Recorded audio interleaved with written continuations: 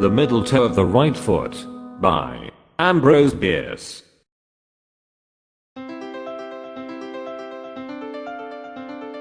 Well known that the old Manton house is haunted. In all the rural district near about, and even in the town of Marshall, a mile away, not one person of unbiased mind entertains a doubt of it. Incredulity is confined to those opinionated persons who will be called cranks as soon as the useful word shall have penetrated the intellectual domain of the Marshall advance. The evidence that the house is haunted is of two kinds: the testimony of disinterested witnesses who have had ocular proof, and that of the house itself. The former may be disregarded and ruled out on any of the various grounds of objection which may be urged against it by the ingenious, but facts within the observation of all are material and controlling. In the first place, the Manton house has been unoccupied by mortals for more than 10 years, and with its outbuildings, is slowly falling into decay, a circumstance which in itself the judicious will hardly venture to ignore. It stands a little way off the loneliest reach of the Marshall and Hieriston Road, in an opening which was once a farm, and is still disfigured with strips of rotting fence and half covered with brambles overrunning a stony and sterile soil long unacquainted with the plow. The house itself is in tolerably good condition, though badly weather-stained, and in dire need of attention from the glazier, the smaller male population of the region having attested in the manner of its kind its disapproval of dwelling without dwellers. It is 2 stories in height, nearly square, its front pierced by a single doorway flanked on each side by a window, boarded up to the very top. Corresponding windows above, not protected, serve to admit light and rain to the rooms of the upper floor. Grass and weeds grow pretty rankly all about, and a few shade trees, somewhat the worse for wind, and leaning all in one direction, seem to be making a concerted effort to run away. In short, as the Marshalltown humorist explained in the columns of the Advance, the proposition that the Manton house is badly haunted is the only logical conclusion from the premises. The fact that in this dwelling Mr. Manton thought it expedient one night some 10 years ago to rise and cut the throats of his wife and 2 small children, removing at once to another part of the country, has no doubt done its share in directing public attention to the fitness of the place for supernatural phenomena. To this house, one summer evening, came 4 men in a wagon. 3 of them promptly alighted, and the one who had been driving hitched the team to the only remaining post of what had been a fence. The 4th remained seated in the wagon. "Come," said one of his companions, approaching him, while the others moved away in the direction of the dwelling. "This is the place." The man addressed did not move. "By God," he said harshly, "this is a trick, and it looks to me as if you were in it." "Perhaps I am," the other said, looking him straight in the face, and speaking in a tone which had something of contempt in it. "You will remember, however, that the choice of place was with your own assent left to the other side. Of course if you are afraid of spooks—" "I'm afraid of nothing," the man interrupted with another oath, and sprang to the ground. The 2 then joined the others at the door, which one of them had already opened with some difficulty, caused by rust of lock and hinge. All entered. Inside it was dark, but the man who had unlocked the door produced a candle and matches, and made a light. He then unlocked a door on their right as they stood in the passage. This gave them entrance to a large square room, that the candle but dimly lighted. The floor had a thick carpeting of dust, which partly muffled their footfalls.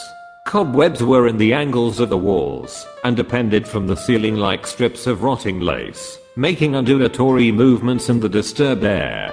The room had 2 windows in adjoining sides, but from neither could anything be seen, except the rough inner surfaces of boards a few inches from the glass.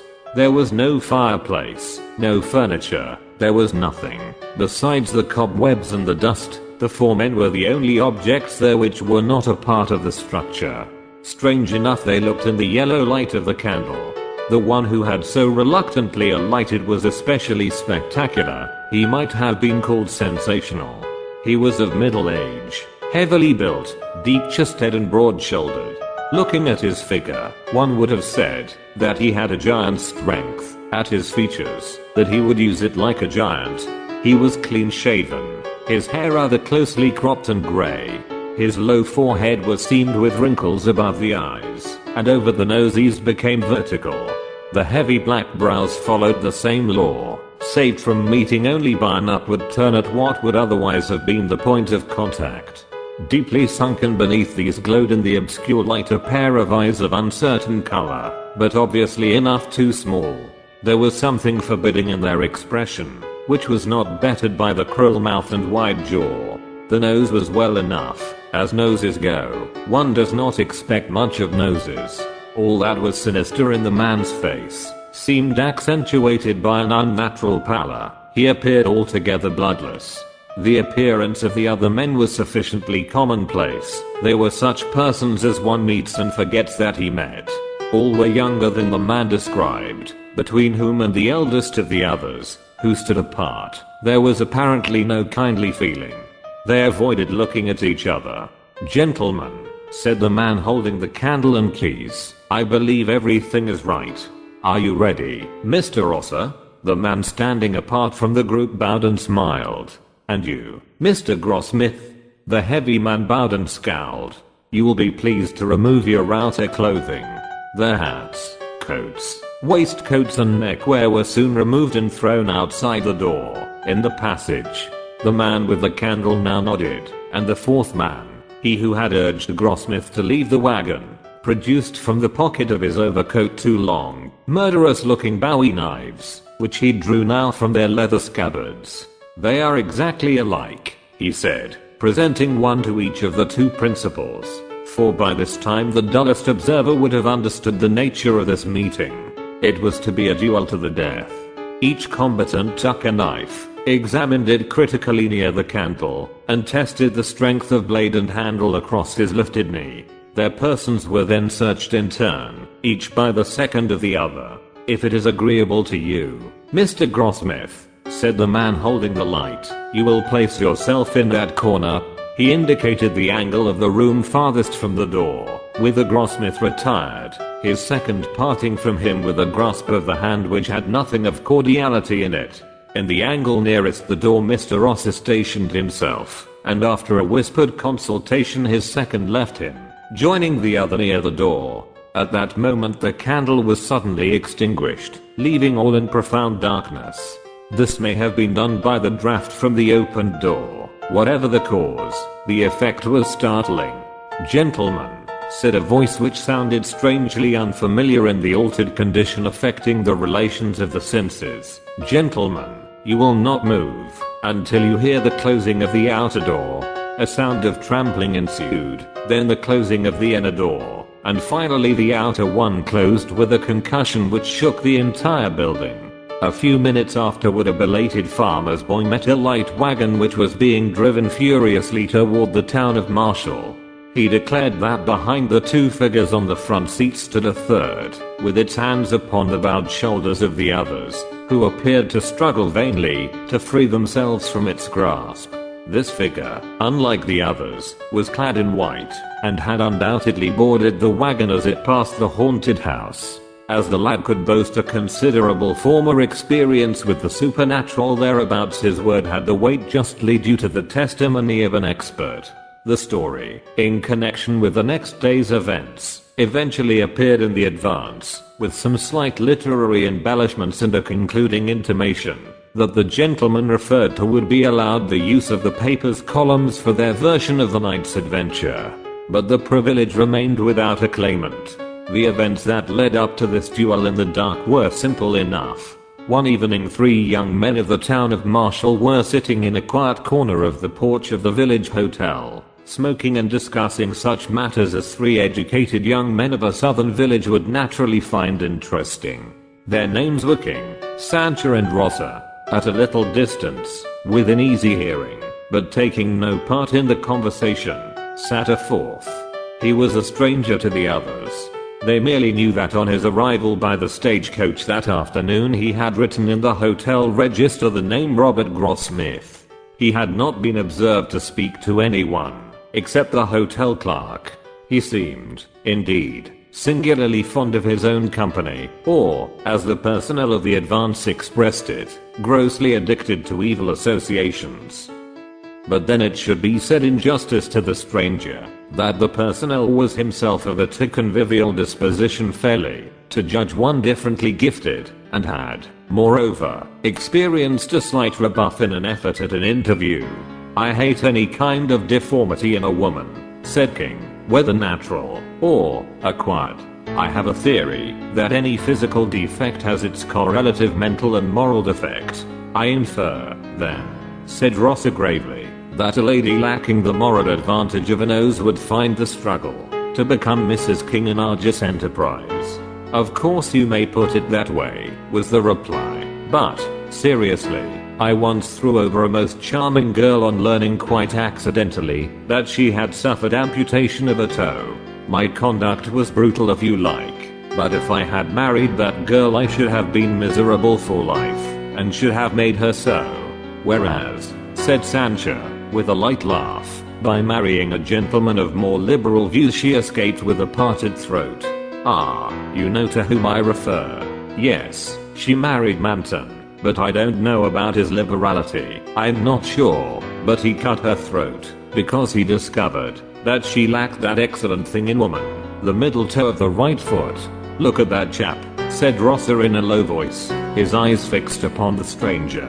That chap was obviously listening intently to the conversation. "Damn his impudence," muttered King. "What ought we to do?" "That's an easy one," Rosser replied, rising. "Sir," he continued, addressing the stranger, "I think it would be better if you would remove your chair to the other end of the veranda. The presence of gentlemen is evidently an unfamiliar situation to you." The man sprang to his feet and strode forward with clenched hands, his face white with rage. All were now standing. Sancho stepped between the belligerents. "You are hasty and unjust," he said to Rosser. "This gentleman has done nothing to deserve such language." But Rosser would not withdraw a word. By the custom of the country and the time there could be but one outcome to the quarrel. "I demand the satisfaction due to a gentleman," said the stranger, who had become more calm. "I have not an acquaintance in this region. Perhaps you, sir," bowing to Sancho, "will be kind enough to represent me in this matter." Sancho accepted the trust, somewhat reluctantly it must be confessed, for the man's appearance and manner were not at all to his liking. King, who during the colloquy had hardly removed his eyes from the stranger's face and had not spoken a word, consented with a nod to act for Rosser, and the upshot of it was that, the principals having retired, a meeting was arranged for the next evening.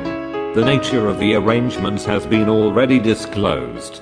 The duel with knives in a dark room was once a commoner feature of southwestern life than it is likely to be again. How thin a veneering of chivalry covered the essential brutality of the code under which such encounters were possible we shall see. In the blaze of a midsummer noonday the old Manton house was hardly true to its traditions. It was of the earth, earthy. The sunshine caressed it warmly and affectionately, with evident disregard of its bad reputation. The grass greening all the expanse in its front seemed to grow, not rankly, but with a natural and joyous exuberance, and the weeds blossomed quite like plants. Full of charming lights and shadows and populous with pleasant-voiced birds, the neglected shade trees no longer struggled to run away, but bent reverently beneath their burden of sun and song. Even in the glassless upper windows was an expression of peace and contentment, due to the light within. Over the stony fields the visible heat danced with a lively tremor incompatible with the gravity, which is an attribute of the supernatural. Such was the aspect under which the place presented itself to Sheriff Adams and two other men who had come out from Marshall to look at it. One of these men was Mr. King, the sheriff's deputy. The other, whose name was Brewer, was a brother of the late Mrs. Manton. Under a beneficent law of the state relating to property which had been for a certain period abandoned by an owner whose residence cannot be ascertained, the sheriff was legal custodian of the Manton farm and appurtenances thereunto belonging. His present visit was in mere perfunctory compliance with some order of a court in which Mr. Brewer had an action to get possession of the property as heir to his deceased sister. By a mere coincidence, the visit was made on the day after the night that Deputy King had unlocked the house for another and very different purpose. His presence now was not of his own choosing. He had been ordered to accompany his superior, and at the moment, could think of nothing more prudent than simulated alacrity and obedience to the command.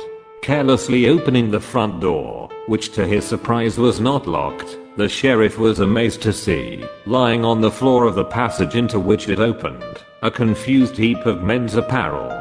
Examination showed it to consist of 2 hats, and the same number of coats, waistcoats and scarves, all in a remarkably good state of preservation, albeit somewhat defiled by the dust in which they lay. Mr. Brewer was equally astonished, but Mr. King's emotion is not on record. With a new and lively interest in his own actions, the sheriff now unlatched and pushed open the door on the right, and the 3 entered. The room was apparently vacant. No, as their eyes became accustomed to the dimmer light, something was visible in the farthest angle of the wall. It was a human figure, that of a man crouching close in the corner. Something in the attitude made the intruders halt when they had barely passed the threshold. The figure more and more clearly defined itself. The man was upon one knee, his back in the angle of the wall, his shoulders elevated to the level of his ears, his hands before his face, palms outward, the fingers spread and crooked like claws. The white face turned upward on the retracted neck had an expression of unutterable fright, the mouth half open, the eyes incredibly expanded.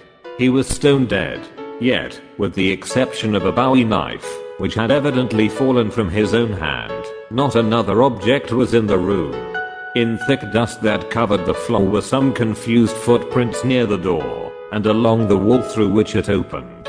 Along one of the adjoining walls too, past the boarded up windows, was the trail made by the man himself in reaching his corner. Instinctively in approaching the body, the 3 men followed that trail. The sheriff grasped one of the outthrown arms. It was as rigid as iron, and the application of a gentle force rocked the entire body without altering the relation of its parts.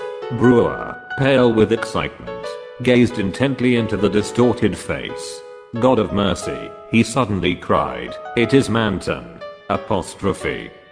"You are right," said King, with an evident attempt at calmness. "I knew Manton. He then wore a full beard and his hair long, but this is he." He might have added, "I recognized him when he challenged Rosser. I told Rosser and Sancha who he was before we played him this horrible trick. When Rosser left this dark room at our heels, forgetting his outer clothing in the excitement, and driving away with us in his shirt sleeves, all through the discreditable proceedings we knew whom we were dealing with, murderer and coward that he was. But nothing of this did Mr. King say. With his better light he was trying to penetrate the mystery of the man's death. That he had not once moved from the corner where he had been stationed. That his posture was that of neither attack nor defense. That he had dropped his weapon. That he had obviously perished of sheer horror of something that he saw. These were circumstances which Mr. King's disturbed intelligence could not rightly comprehend. Groping in intellectual darkness for a clue to his maze of doubt, his gaze, directed mechanically downward in the way of one who ponders momentous matters, fell upon something which, there, in the light of day, and in the presence of living companions, affected him with terror. In the dust of years, that lay thick upon the floor, leading from the door by which they had entered, straight across the room to within a yard of Manton's crouching corpse, were 3 parallel lines of footprints, light but definite impressions of bare feet, the outer ones those of small children, the inner a woman's. From the point at which they ended they did not return, they pointed all one way. Brewer, who had observed them at the same moment, was leaning forward in an attitude of rapt attention, horribly pale. "Look at that," he cried, pointing with both hands at the nearest print of the woman's right foot, where she had apparently stopped and stood. "The middle toe is missing. It was Gertrude. Gertrude was the late Mrs. Manton, sister of Mr. Brewer."